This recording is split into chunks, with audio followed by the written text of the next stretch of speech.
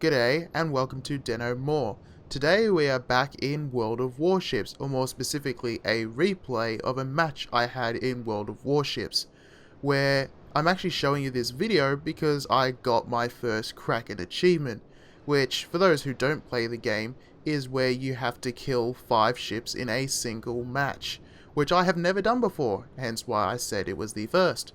But yeah, so this is actually quite a difficult thing, and I was doing this with a friend there. You can see him in the Cleveland. I'll bring up the menu screen here. You can see we are a pretty balanced team. We're 4 to 6. We've got a lot of destroyers compared to them. As you can see, they had 3. We had quite a few more. But, well, 1 more, but that's enough. That's 1 more ship. But, yeah, so we decided to just sort of form up with the rest of the fleet because the Cleveland is a support ship and that is what it excels at. So, yeah, we can see there's a bunch of bombers coming in along the border there, sort of E1. So I sort of point them out here. We're too far away to act as AA cover, which is what the Cleveland is best at, especially with 2 of these ships here. And I know mine, because that's how I play, is entirely sort of outfitted for AA, despite carriers not really being as common as they used to be. But, yeah, so we're just sort of sailing in a straight line here, just to get into position. You can see there's a plane coming in close now to have a look at us. I wish the replays could control the camera. I know you used to be able to, but that seems to be broken, or I just don't know the keybind, so we're just going to have to watch and see what I did during the match. Which is fair enough, I suppose. But at least you can see where I'm aiming. But yeah, so this is just the fleet coming together. I'm just going to fast forward most of this. It's a bit stuttery. Oh, I see the Kumar, so I decided to have a few pot shots at him. See if I can get any hits on him. Kind of difficult to do because I haven't played the Cleveland in a while, so I'm having to get used to these arcs. You can see I'm using HE at this distance. I could be using AP on the Kuma, but, well, to be honest, I completely forgot at this point as to what shell I had loaded, so that is kind of my problem. You'll also see that we've got that Kuma and the Izakazi coming up that sort of middle bit, and the rest of the fleet are down off around sort of G1, G2, where they're chilling, I don't know what you call it. Hiding behind the mountain here, this is something the Cleveland can do because of its high fire arcs, which can help with detection, or rather avoiding detection. It does, however, also mean that surprise torps can get you and you're at not much speed, so you can't really avoid them. So that's something to be aware of if you're going to use that tactic. You can see I've switched to AP by this point, trying to get some citadels, because, well, it's a Kuma, he has paper thin armor, and I've got 12 AP shells, so we got a citadel there, which is very nice. Trying to lead his shots, I am a terrible shot, as you just saw. I'm terrible at this game, so like I said, I don't know why you'd be wanting to watch a video of me playing it. Probably you won't. We'll have to see what this goes down the line. Some guy just detonated Regza, so that was our kamikaze. Detonations always suck, you know. They're the worst thing, literally. Switch targets here, because I say there's a Phoenix who's trying to rush up towards our carrier, and we don't want to let our carrier go down. We kind of need him.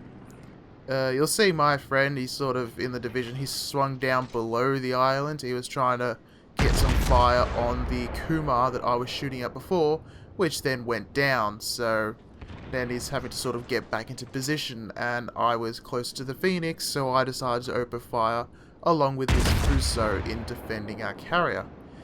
Random torps, so I think those are from the destroyer. I can't remember now. This match was actually a few days ago, so it's always difficult doing post-commentary instead of live because I'm not as aware of everything going on as it happened. But unfortunately, I didn't think to record the gameplay at the time, so that was, you know, this is just one of the things I have to deal with. But yeah, so just continuing to fire on him, continuing to display my inability to aim. As if I need to prove I can't aim. we had this Izakaze come into detection range so all of a sudden, so I've switched fire to him as quick as possible, because he can just disappear. Nice bunch of hits there, took out his engine. So he drops smoke, but I'm going to continue fire on him. You can see there, I got another incapacitation and some fire. He launched some torps at me, but they completely misled the shot. You can see I dropped my speed a bit, not just in the turn, but I actually manually dropped when I assumed he was going to launch torps at me, just to try and make it a bit easier to dodge them. I keep looking, do I want to fire at the Phoenix or the Izakaze? I was going to fire at the Phoenix, but then we switched targets. You can also see the other destroyer up at the top there in A8. I hadn't actually seen him at this point, so I wasn't actually aware of his existence, and I didn't notice that he was actually posing a threat to our carrier. But I wanted to finish off this Izakaze, which, there we go, he was dead in the water. And this Phoenix had actually beached himself, which made him a little easier. You can see there with those bombers I activated my defensive fire, but they're too far away to really do anything. I just wanted to be, be hopeful. I shot down some planes. And there we go, 2 citadels on the stranded Phoenix, and that takes care of him. There we go, you can see here I've shot down more planes now, so this just keeps stacking up. So that is where the Cleveland is very good. It has quite high anti-air DPS, but also decent range, which makes it a lethal combination. This is where I just noticed that the Minakaze is actually there, so I better fire on him. I switched back to HE at least, which was useful. So nice salvo there, 5 hits, all from the bow gun, so 1 shell missed. But that's better than I normally manage in these games. There we go, a few more decent hits. Another shoot down. See, I wasn't even aware at this point that the fighters were that close to me, so they're not prioritized, but the Cleveland's AA is quite powerful regardless. He dropped his torps, so I started my turn without even looking as to where they were. Fortunately, I turned in the right direction and evaded them. Nice salvo there that finished him off with the help of the teammates over there. So, there we go, that's 3 ships. We're getting there. That's normally about the most I ever get in a match. Most matches I actually never, I never actually get close to getting that many ships sunk. Like, to be fair, I'm actually pretty rarely or happy to get a single ship sunk in a match, because as you've seen, I can't aim for crap. Pardon the language. But yeah, let's just fast forward this a bit here, because it's not the most interesting bit to watch. Just got to get back into position, because we're quite a fair way out. You can see there's this New Mexico coming into range, so I'm like, I want to try and get some shots off at him. Interesting that the fast forward completely messes up the, the positions for ships in the replay. But yeah, so I'm just firing a bunch of HE on him. You can see he's already on fire, but I don't want to make sure he's even more on fire. That is the Cleveland's reputation, is being a fire spitter. So I'm just going to continue pounding him. I'm showing the wrong angle here. I should be, at this point, doing bow on as I've switched to here, just to get more fire going on him, whilst presenting him a narrower target. He fires a few salvos there. They hit, but they don't do a lot of damage. He goes behind the island. You'll see my friend over there. He's on the other side of the island now. So he's going to be opening fire on the New Mexico, or he already has been. But now the New Mexico is in a position where he's got a Cleveland to either side of him. Now, I was going to go the other side of the island, but as I saw him turning, I wanted to make sure that we should cut him off. Just, if he wants to fire, he has to split his targets. So you can see he's focusing on my friend there in the Cleveland, whilst myself and the Kirov here are pursuing the New Mexico. Also, the Fu attack are firing upon him, and probably the Fuso behind us, whilst our carrier continues focusing over to the west. So there goes the New Mexico. Which one is it? Yeah, the Fuso got him. So you can see I'm at 3 kills and the Fuso is at 2. At the beginning of the match, the Fuso was sitting in home base for ages, so we thought we might lose this simply because he wasn't, like it seemed he was AFK. Turns out it looked like he was sniping or something, which I suppose being an IGN battleship, he can do that. Also notice there that my friend in the Cleveland is quite low HP at this point. He'd taken a fair amount of fire from that New Mexico, especially getting close. But yeah, so let's just fast forward this a bit more as we move along. See this Aoba coming in, which I want to fire on him as soon as I'm able to, but he's on the other side of the island. Then we got a Congo who isn't. And then this Mitsuki just turns up. And I'm like, hey, there's a target. He got spotted by my fighter. Like the only time the fighter planes are ever really useful. So I open fire on him as well. And I managed to get the kill. Which is nice, because, you know, that rarely happens. So now we're going along here. You can see... just trying to find out what speed. He launched his torps, but fortunately I'd started turning already, and they just missed the stern. That was so damn close. I was really thought I was going to go down there, but fortunately the Cleveland and American cruisers in general are relatively agile, so I was able to evade. Also note the Congo there at really close range. I wanted to go after the Aoba, hence I was aiming at him. But the Aoba has torps, and I didn't want to get caught in those either. So, just trying to... I noticed that he's trying to turn away. The Aoba has turned away. And we got a rival Kirov over there. And he's not too far away either. He's only 11 kilometers, so my shell arc isn't terrible. So, like, you know, I'll take a few pot shots at him. Why not? Switch to AP because, well... there's him and a Nuremberg, and neither ship has great armor. Decent hit on the Kirov, not dramatic damage. Much nicer salvo on the Nuremberg. And they get pretty close. Not really any damage, they sort of bounced off, as you can see there. They didn't penetrate. This shot, we got infestation on one of his guns. He's very low HP now. And there we go, that's where I got the Kraken by taking him out. So, we've taken out 2 destroyers and cruisers. Now we open fire on the Kirov, because we want to finish him off as well. He is running for our cap. There we go, we got 2 citadels on him, which made him blow up. And I got a Confederate there as well, which is another one I rarely get.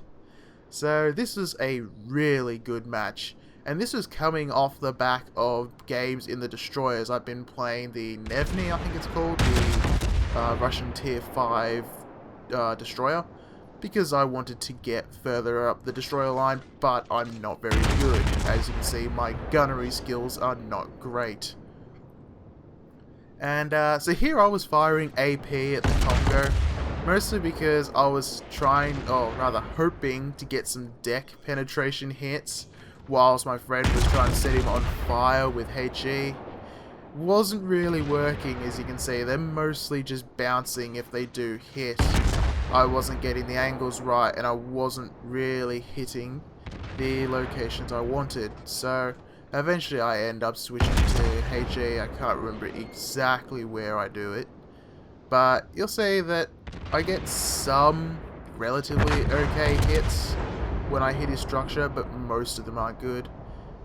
There goes my friend in the other Cleveland, so then I was like, alright, I better switch to HE to try and burn him. He's really close, but by battleship standards, I don't generally want to get anywhere closer than like 12 kilometers from a battleship, because their guns, whilst not as accurate, get more accurate the closer you are to them. So, it's easier to evade the further away you are. Here we go, some fires on him. You know, burn him down, that sort of thing. Continuing the fire thing. Oh, heavy damage there. You'll notice that by this point, the rest of the team's been basically cleared up, so there's just this battleship and the carrier. And I was fully expecting to go down whilst facing this Congo, because you can see I'm the only one fighting him. You've got over the other side the Fuhrer attacker, but he is quite a bit away. And then our carrier by this point is doing his best, but he has just a single torpedo bomber. So he can't really do a lot. He drops it there. I don't remember if it hit or not. There it goes. So that was his last plane. So now our carrier is useless. But you can see he's actually rushed forwards. And if I remember right, the Congo then switched his fire on the carrier. Is, you know, easy kill. But he completely failed to really focus his fire on me at this point. We're both going around the island, so I was hoping to sort of chase him down. We're really close now. This is much closer than I would like. But yes, you can see I caught him with his guns facing the other way. And so I switched to AP and start firing into his superstructure, hoping I can get some decent hits at this range. Also, my secondaries are firing on him now, but his are also firing at me. They don't really hit very often, but they're worth using just in case. At this point, you'll see I actually collided with the land, so that was a noob mistake. I stopped paying attention to my surroundings. Really heavy hit there, so this is where I really thought I was going to go down. Waiting basically for the end there. Continue opening fire, trying to, like, I'm aiming a bit too low here. I forgot to aim at the superstructure, so I was aiming a bit more towards his belt, which wouldn't work. But I managed to get him there. So, as you can see, finished the match with 6 kills. The Fuso, which got sunk, had 4. So it's myself, the Fur Attacker, and our carrier against just their carrier, who seemed to be out of planes. So, as you can see, we had a minute left in this battle. There was no way we were going to get over to their carrier. He was just gone. Our carrier actually managed to get to the cap point, if I remember right, which is a rarity. I mean, to see a carrier capping is a weird thing on itself. But yeah, so that was actually, like I said, a surprisingly decent match. As you see there, I got 5 citadels, 200 hits with main armament, 4 fires, and 10 shoot downs, which is relatively low for a Cleveland, but most carrier players, understandably and intelligently, keep their planes away from a Cleveland. But yeah, so that was a match. Yeah, that came out pretty good. I hope this wasn't too boring for you to watch, and I may do more of these. I know I say that a lot and then don't, but I might actually do more of these because this was quite enjoyable. And yeah, until next time, I'm Denodon. That was World of Warships. Safe sailing.